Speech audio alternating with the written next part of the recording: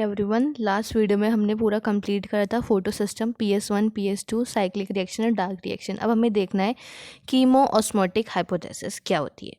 Late us now try and understand how actually ATP is synthesised. अब हम समझने की कोशिश करते हैं कि एटीपी कैसे बनती है क्लोरोप्लास्ट में। तो इससे क्या चलता है, एटीपी कहाँ बनने वाली है, एटीपी बनेगी क्लोरोप्लास्ट में। ठीक है, the chemiosmotic hypothesis has been put forward to explain the mechanism. तो ये क्वेश्चन पूछा गया है कि कीमो ऑस्मोटिक हाइपोथेसिस आई ही क्यों, तो उसको इसलिए आई थी एक्सप्लेन करने के लिए कि कैसे एटीपी सिंथेसाइज होती है। इस मैकेनिज्म को समझाने के लिए ही कीमो ऑस्मोटिक हाइपोथेसिस आई थी। लाइक इन रेस्पिरेशन, जैसे कि रेस्पिरेशन में और वैसे ही फोटोसिंथेसिस दोनों में ही एटीपी सिंथेसाइज होती है। ATP synthesise is link to development of proton gradient across a membrane. तो एटीपी का सिंथेसिस किससे लिंक है कि कैसे प्रोटॉन ग्रेडियंट बनता है मेम्ब्रेन के अक्रॉस, और वो कैसे कैसे ट्रांसपोर्ट होते हैं, फिर जाके एटीपी बनती है। This time these are the membranes of thylakoid. तो इस बार किन की मेम्ब्रेन में बात होने वाली है, थैलेकॉइड की मेम्ब्रेन में बात होने वाली है। तो ड्यूरिंग फोटोसिंथेसिस एटीपी कहाँ बनने वाली है, membrane of the thylakoid. There is one difference though, here the proton accumulation it towards the inside of the membrane. और यहाँ पे प्रोटॉन का एक्यूमुलेशन कहाँ पर होता है, मेम्ब्रेन के अंदर की तरफ, inside of the membrane, that is in the lumen. किसके अंदर, ल्यूमेन के अंदर। इन रेस्पिरेशन, ये आगे हमने क्वेश्चन छोड़ा भी था कि कहाँ पे हमारे H+ एक्यूमुलेट होंगे, तो H+ कहाँ एक्यूमुलेट होने वाले हैं, ल्यूमेन में। इन रेस्पिरेशन में प्रोटॉन्स कहाँ एक्यूमुलेट होते हैं, इंटरमेम्ब्रेन स्पेस ऑफ माइटोकॉन्ड्रिया। तो दोनों जगह अलग अलग बात हो गई। रेस्पिरेशन में एटीपी कहाँ बन रही है, उधर हमारी माइटोकॉन्ड्रिया में जाते हैं ETS के थ्रू। कहाँ होते हैं, intermembrane of the space of mitochondria. और फोटोसिंथेसिस में कौन सी मेम्ब्रेन होने वाली है, यहाँ पे थैलेकॉइड की मेम्ब्रेन। और H+ कहाँ एक्यूमुलेट होंगे, ल्यूमेन में।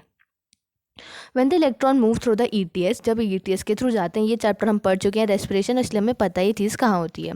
Let us understand what causes the proton gradient across the membrane। अब समझते हैं कि किसकी वजह से जो प्रोटॉन ग्रेडियंट है वो कैसे बनता है पूरा।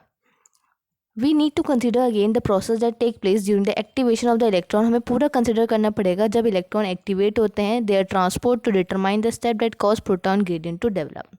अब हम समझ रहे हैं कि कैसे प्रोटॉन ग्रेडियंट बनता है। सिंस स्प्लिटिंग ऑफ वाटर, हमने पढ़ा था वाटर की स्प्लिटिंग हुई थी, वाटर टूट रहा था inner side of the membrane, membrane के अंदर की तरफ। प्रोटॉन्स और the hydrogen ion that are produced by the splitting of water accumulate within the lumen of the thylakoid. तो ये हमारा थैलेकॉइड, ये थैलेकॉइड डबल मेम्ब्रेन, यहाँ पे एक्यूमुलेशन हो रही थी इधर PS2 के पास, ये इनर मेम्ब्रेन की तरफ था, वाटर स्प्लिटिंग हुई और H+ यहाँ एक्यूमुलेट होते जा रहे हैं थैलेकॉइड की ल्यूमेन में। ये पूरा डायग्रामेटिक उसका रिप्रेजेंटेशन है, इसे भी समझेंगे। पहले हम ये पढ़ लेते हैं क्या क्या है। As electron move through the photosystem, proton are transported across the membrane. जैसे जैसे इलेक्ट्रॉन मूव करते हैं फोटो सिस्टम्स के थ्रू, तो प्रोटॉन ट्रांसपोर्ट होते हैं अक्रॉस द मेम्ब्रेन। प्रोटॉन कहाँ ट्रांसपोर्ट होने लगता है, मेम्ब्रेन के अक्रॉस ट्रांसपोर्ट होने लगता है। This happen because the primary acceptor of electron which is located towards the outer side of the membrane. ये क्यों होता है, क्योंकि जो प्राइमरी एक्सेप्टर है इलेक्ट्रॉन का, वो कहाँ लोकेटेड है, मेम्ब्रेन के आउटर साइड पर लोकेटेड है। जैसे जैसे इलेक्ट्रॉन मूव करेंगे फोटो सिस्टम्स के थ्रू, तो प्रोटॉन क्या होंगे, ट्रांसपोर्ट होंगे मेम्ब्रेन के अक्रॉस। और ये क्या होगा कि जिसकी वजह से जो प्राइमरी एक्सेप्टर है इलेक्ट्रॉन का, वो कहाँ लोकेटेड है, आउटर साइड की तरफ, वो ट्रांसफर करता है electron, not to an electron carrier but to an H carrier. Electron carrier को नहीं, एज कैरियर को दे देता है। तो अब हम एक डायग्राम में समझते हैं। देखो ये पूरा हमारा डायग्राम है, यहाँ पे स्प्लिटिंग ऑफ वाटर ये हो रही है, स्प्लिटिंग ऑफ वाटर हो रही है। H+ कहाँ एक्यूमुलेट हो रहा है, ल्यूमेन में एक्यूमुलेट हो रहा है, ल्यूमेन में एक्यूमुलेट हो गया। अब जो इलेक्ट्रॉन है वो इलेक्ट्रॉन जाने थे इलेक्ट्रॉन ट्रांसपोर्ट के पास, बस इलेक्ट्रॉन ट्रांसपोर्ट के पास ना जाके वो कहाँ चले जाते हैं, H+ के पास चले जाते हैं। नीचे वही मेंशन किया गया है। Hence this molecule remove a proton from the stroma while transporting electron. तो ये क्या कर रहा है, ये मॉलिक्यूल प्रोटॉन को रिमूव कर रहा है स्ट्रोमा से जब ट्रांसपोर्ट कर रहा है इलेक्ट्रॉन को। When this molecule passes on its electron to the electron carrier on the inner side of the membrane, the proton is released into the inner side of the lumen side of the membrane। और यही molecule जब पास करेगा electron carrier को अंदर की तरफ membrane में, तो वही प्रोटॉन फिर कहाँ रिलीज हो जाएगा, ल्यूमेन के अंदर रिलीज जाएगा। तो दोनों ही कंडीशन में जो H+ है वो कहाँ पे आ रहा है, ल्यूमेन की तरफ ही आ रहा है। तो इस डायग्राम में समझो, देखो ठीक है, ये स्प्लिटिंग ऑफ वाटर हुई, स्प्लिटिंग ऑफ वाटर के बाद H+ ल्यूमेन में आ रहा है। अब ये H+ है, अब इसे ये इलेक्ट्रॉन ट्रांसपोर्ट करना था इलेक्ट्रॉन कैरियर की तरफ। तो जो इलेक्ट्रॉन एक्साइट होने के बाद इलेक्ट्रॉन H+ के पास चले जा रहा है, H+ के पास जा रहा है, ना कि इलेक्ट्रॉन कैरियर के पास। अब जब ये वापस से इलेक्ट्रॉन दिया जाएगा इलेक्ट्रॉन कैरियर के पास, तो ये रिलीज करा देगा कि H प्लस कहाँ चल जाए, ल्यूमेन में चला जाए, और इलेक्ट्रॉन इसके पास। तभी कहा गया है कि इलेक्ट्रॉन ट्रांसपोर्ट करते हुए एक H प्लस तो वाटर से आ रहा है, दूसरा H प्लस आ रहा है जब इलेक्ट्रॉन को ट्रांसपोर्ट करते हैं। दोनों ही तरफ से क्या आ रहा है स्ट्रोमा में, यहाँ से क्या हो रहा है H प्लस का एडिशन हो, एक तो वाटर की तरफ से आ रहा है और दूसरा H प्लस आ रहे हैं स्ट्रोमा में से। ये हमारी क्या है स्ट्रोमा। तो H आयन की कंसंट्रेशन बढ़ रही है ल्यूमेन में, तो क्या बनाएगा धीरे धीरे ये यहाँ पे बनेगा कंसंट्रेशन ग्रेडियंट।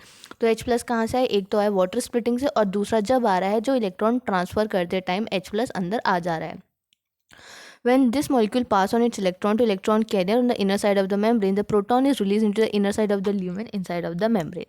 तो ऐसे ही क्या है, जब ये पूरा मॉलिक्यूल प्रोटॉन रिमूव करा था स्ट्रोमा से, जब ये मॉलिक्यूल पास करके इलेक्ट्रॉन कैरियर को अंदर की साइड की तरफ, तो प्रोटॉन रिलीज हो जाएगा अंदर की तरफ ल्यूमेन में ही, और द लिखा इनर साइड या फिर lumen side of the membrane. अब तीसरा स्टेप है कि जो NADP रिडक्टेज एंजाइम है वो लोकेटेड है stroma side of the membrane. कहाँ लोकेटेड है NADP, यहाँ डायग्राम में देखते हैं, ये रहा हमारा NADP। तो किधर है ये स्ट्रोमा साइड, ये स्ट्रोमा साइड है, इधर स्ट्रोमा है, तो स्ट्रोमा के साइड की तरफ लोकेटेड है हमारा NADP रिडक्टेज एंजाइम। तो जो स्ट्रोमा की तरफ लोकेटेड है हमारा NADP reductase enzyme, along with the electron, जब उसके पास जाएंगे electron that come from the acceptor of electron PS1 के थ्रू आ रहे हैं, तो proton necessary for the reduction of NADP plus two NADPH plus. तो ये सब क्या हो जाएगा, इसका रिडक्शन हो जाएगा NADP का NADPH प्लस में। तो ये प्रोटॉन भी रिमूव होगा स्ट्रोमा से। तो अल्टीमेटली स्ट्रोमा से प्रोटॉन्स रिमूव होते जा रहे हैं और ल्यूमेन में एड ऑन होते जा रहे हैं। तो H आयन की कंसनट्रेशन यहाँ बढ़ती जा रही है, तो क्या बन रहा है, कंसनट्रेशन ग्रेडियंट बन रहा है। Hence within the chloroplast, इसलिए क्लोरोप्लास्ट के अंदर जो प्रोटॉन्स हैं स्ट्रोमा के अंदर डिक्रीज होते जा रहे हैं, वहीं पे ल्यूमेन में इनका एक्यूमुलेशन होता जा रहा है। तो ये क्या बना दे रहा है, प्रोटॉन ग्रेडियंट बना दे रहा है थैलेकॉइड मेम्ब्रेन में, as well as a measurable decrease in the pH in the lumen. Obviously बात है, जब H आयन कंसंट्रेशन बढ़ता जाएगा तो पीएच कैसा हो जाएगा, एसिडिक होगा। पीएच एसिडिक है मतलब पीएच क्या हो रहा है, डिक्रीज हो रहा है। तो वही लिखा है H ion concentration thylakoid membrane में बढ़ती जाएगी, जिसकी वजह से डिक्रीज हो जाएगा pH in the lumen. Why are we so interested in proton gradient, हम प्रोटॉन ग्रेडियंट में क्यों इतने इंटरेस्टेड हैं। This gradient is important because it is the break down of this gradient leads to the synthesis of ATP। इसी breakdown, इसी proton gradient के breakdown की वजह से ही क्या होगा, ATP का सिंथेसिस होगा। The gradient is broken down due to movement of the protons, ये ग्रेडियंट टूट जाएगा। क्यों टूटेगा, जैसे ही मूवमेंट होगा प्रोटॉन का इस मेम्ब्रेन ऑफ द स्ट्रोमा के थ्रू, जो भी यहाँ पे प्रेजेंट होता है हमारा ATP सिंथेटेज। तो ये ATP सिंथेटेज एंजाइम प्रेजेंट होता है, जैसे वहाँ से ये प्रोटॉन पास करेंगे उस चैनल के थ्रू, तो ATP सिंथेटाइज एंजाइम बेसिकली दो पार्ट होते हैं, उसमें कॉन्फ़िगरेशन चेंज आती है और ATP बन जाती है। तो यही चीज़ लिखी है यहाँ पे कि the gradient is broken down due to movement of the proton across the membrane to the stroma through the transmembrane channel of the CF node of the ATP synthetase। तो ATP synthetase वहाँ ये enzyme present है, इस enzyme को कहा जाता है ATP synthetase। ये रहा ATP synthetase एंजाइम, ये H प्लस मूव कर रहे हैं अब यहाँ ल्यूमेन से टूवर्ड्स द स्ट्रोमा, स्ट्रोमा की साइड ये जब मूव करेंगे CF नॉट चैनल के थ्रू होते हुए आएंगे, ATP synthetase एंजाइम के पास जाएंगे, तो ADP और इनऑर्गेनिक फॉस्फेट मिलके क्या बना लेंगे, हमारा ATP बना लेंगे। तो वही यहाँ लिखा गया है, हेंस सॉरी ये रहा, ठीक है। यहाँ से CF नॉट चैनल से पास करें तो अब ATP सिंथेटेज एंजाइम के पास क्या है, दो पार्ट्स हैं। One called the CF not, पहला कहते हैं CF नॉट जो एम्बेडेड है थैलेकॉइड की मेम्ब्रेन में, और क्या बनाता है, ट्रांस मेम्ब्रेन चैनल बनाता है जो कैरी आउट करता है फैसिलिटेड डिफ्यूजन प्रोटॉन्स का मेम्ब्रेन के अक्रॉस। दूसरा पोर्शन जो है दैट इज CF1, क्या है CF1, वो किधर की तरफ है, वो प्रोट्रूडेड है आउटर साइड। किस साइड प्रोट्रूडेड है, outer side surface of the thylakoid membrane, जो थैलेकॉइड की ये हमारी मेम्ब्रेन है। तो CF नॉट अंदर की तरफ है और CF1 बाहर की तरफ है, that faces the stroma. Breakdown of the gradient provide enough energy to cause a conformational change in the CF1 particle. तो ये क्वेश्चन पूछा जाता है, कन्फॉर्मेशनल चेंज किसके अंदर आएगा, CF नॉट के अंदर आएगा कि CF1 के अंदर। तो CF1 के अंदर आते हैं कन्फॉर्मेशनल चेंजेस। कन्फॉर्मेशनल चेंज आएंगे CF1 पार्टिकल में ATP सिंथेटेज एंजाइम के अंदर, जिसके वजह से एंजाइम क्या बनाता है, several molecules of energy pack ATP, और उसी से ATP का सिंथेसिस हो जाता है। तो ये थी हमारी पूरी ATP कैसे बनी, ठीक है। अब आ गए chemo osmosis require a membrane. अब कीमो ऑस्मोटिक हाइपोथेसिस हमने पढ़ ली। अब इसको कराने के लिए क्या क्या चाहिए, तो chemo osmosis require a membrane, एक मेम्ब्रेन चाहिए। तो यहाँ वो मेम्ब्रेन क्या है, थैलेकॉइड की मेम्ब्रेन है। अब प्रोटॉन पंप चाहिए, मतलब प्रोटॉन जिसकी वजह से एड ऑन होते जा रहे थे। तो H+ कहाँ से आए थे, एक तो स्ट्रोमा से आ रहे थे और दूसरा प्रोटॉन पंप क्या था, स्प्लिटिंग ऑफ वाटर। अब प्रोटॉन ग्रेडियंट जब ये आएंगे एक्यूमुलेट होंगे तो प्रोटॉन ग्रेडेड बनेगा और ATP सिंथेटेज एंजाइम। तो ये PYQ में पूछा गया है कीमो ऑस्मोसिस के लिए क्या क्या चाहिए होता है। प्रोटॉन पंप चाहिए, मेम्ब्रेन चाहिए। रिक्वायर मेम्ब्रेन किसकी मेम्ब्रेन है, थैलेकॉइड की मेम्ब्रेन है, वहीं पे ये सब होगी कीमो ऑस्मोटिक हाइपोथेसिस।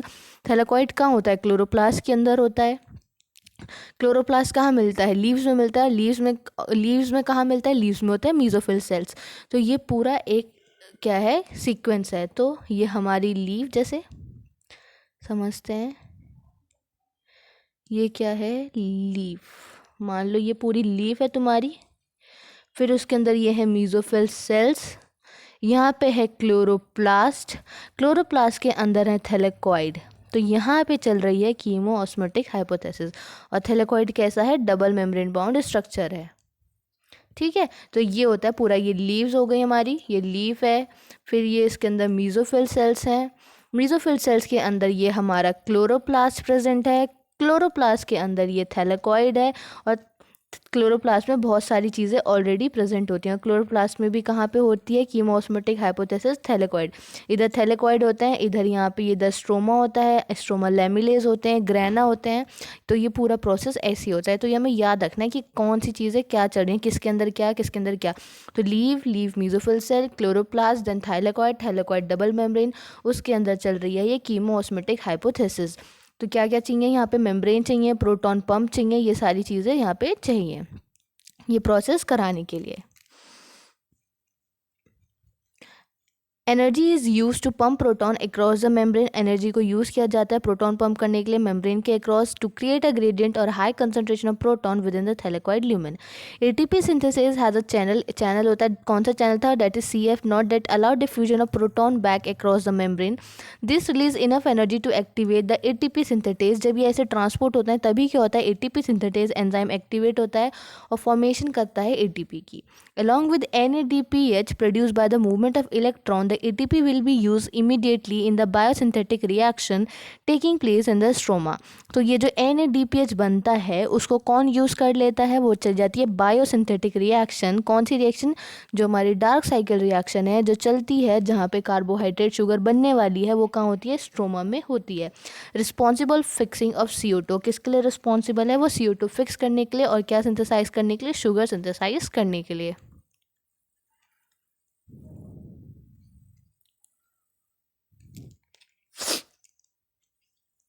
ठीक है, तो ये कहाँ पे हो रही है हमारी रिएक्शन, डार्क रिएक्शन कहाँ होती है, स्ट्रोमा में। तो लाइट रिएक्शन चलती है हमारी ग्रेना में और डार्क रिएक्शन चलती है हमारी स्ट्रोमा में। तो ये ट्रिक है जिसे याद कर सकते हैं, LGDS, light reaction occur in grana and the dark reaction in the stroma. यहाँ पे पूरा खत्म हुआ हमारा कीमो ऑस्मोटिक हाइपोथेसिस। अब हमें पढ़ना है कि ATP और NADPH कहाँ यूज़ होते हैं।